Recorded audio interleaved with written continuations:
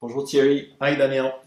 Le cycle manque, abus, méprise, abandon, qu'est-ce que c'est? Alors, j'ai appelé ça Mamma Mia. C'est manque, abus, mépris, abandon. En fait, pour comprendre le fonctionnement humain, il faut comprendre trois choses qui sont fondamentales et qui sont au cœur de ce fonctionnement manque, abus, mépris, abandon.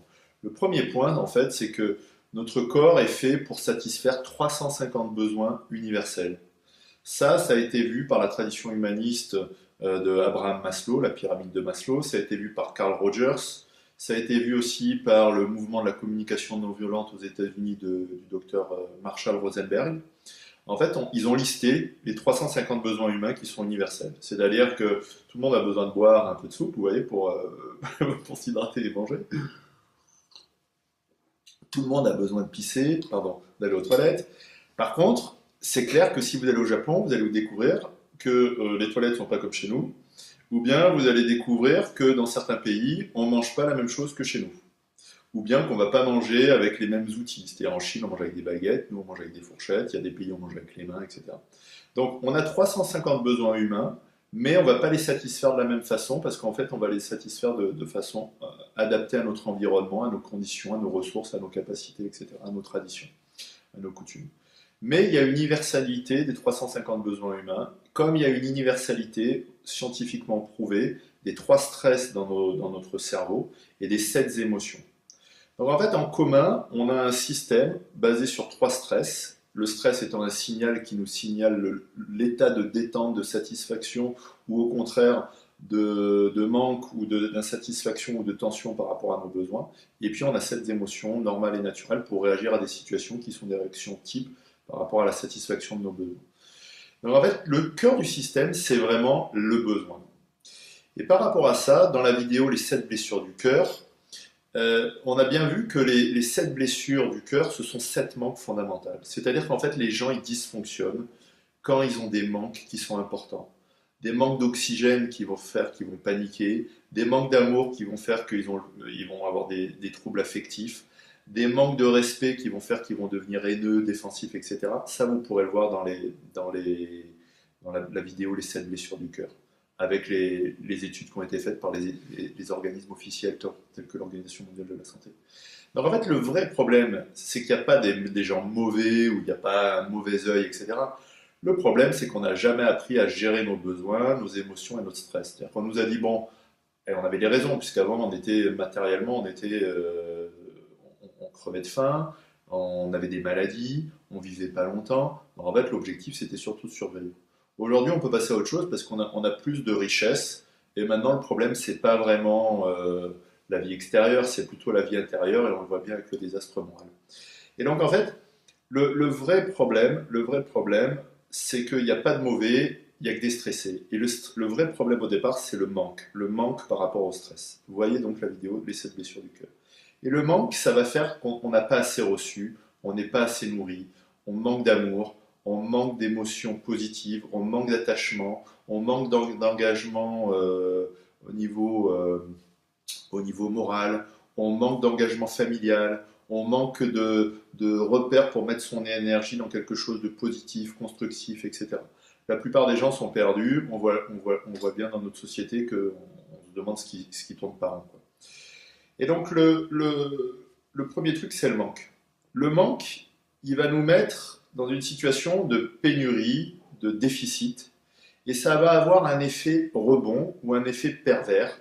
Il va y avoir un retour de bâton qui va être comme une compensation. Et ça va être l'abus, c'est-à-dire qu'on va trop manger. C'est-à-dire que c'est un peu comme vous bouffez rien, puis d'un coup vous bouffez trop.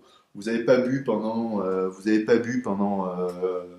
2 jours, et ben vous vous jetez comme un mort de faim sur la gourde ou sur la bouteille d'eau, quoi.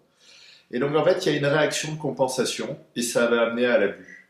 Et donc ce qui va se passer souvent, c'est que le manque affectif émotionnel va amener à des abus qui sont affectifs, émotionnels et corporels. Et la cerise sur le gâteau, ça va être l'abus de pouvoir sexuel, en fait. Ça, c'est typique. Et quand la personne est abusée, en fait, il va y avoir un phénomène de saturation. C'est-à-dire que si vous mangez trop de sucre, Si vous mangez trop de gras, si vous buvez trop d'alcool, moi par exemple, je peux plus boire de vodka parce que quand j'avais 20 ans, je me suis bourré la gueule à la vodka et je sens la vodka, je ne peux plus boire, j'ai plus bu d'alcool, je bois plus beaucoup d'alcool, mais j'ai plus bu de vodka depuis l'âge de 20 ans.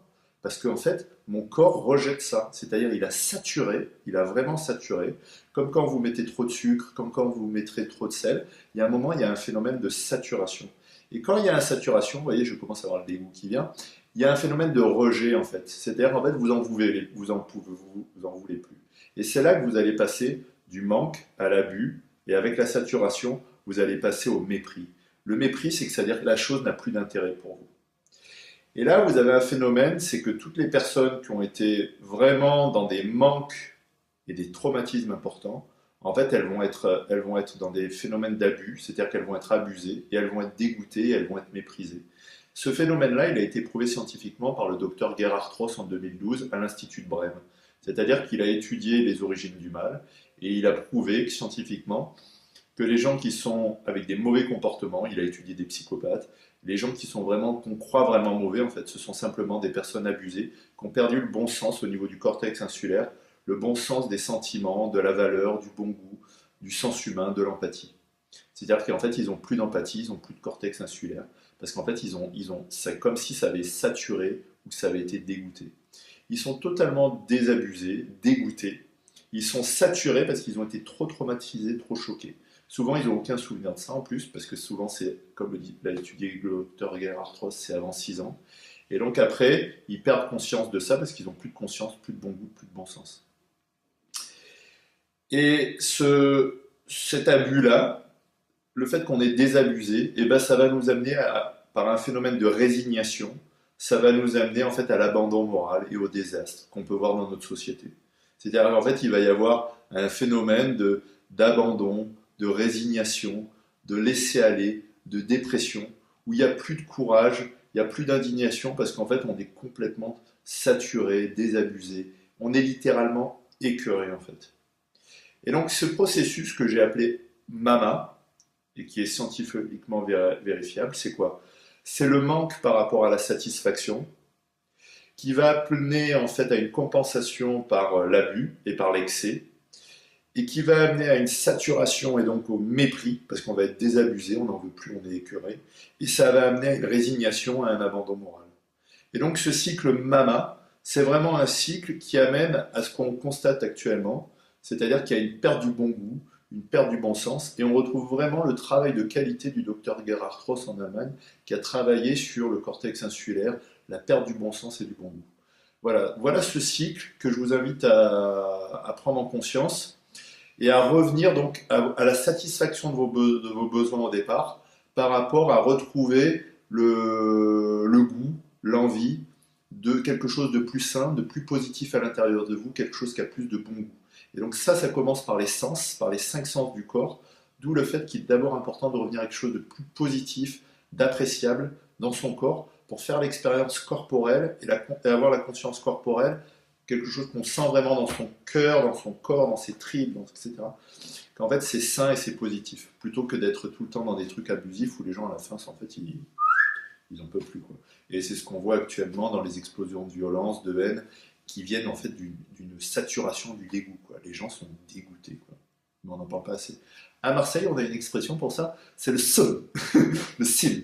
Ce qui veut dire en arabe, c'est un mot arabe qui est rentré dans le langage courant, c'est le dégoût, c'est-à-dire le venin. Le sim, c'est le venin. C'est un mot arabe qui veut dire venin et qui veut dire dégoût, qui veut dire qu'on est énervé, qu'on a la haine, quoi.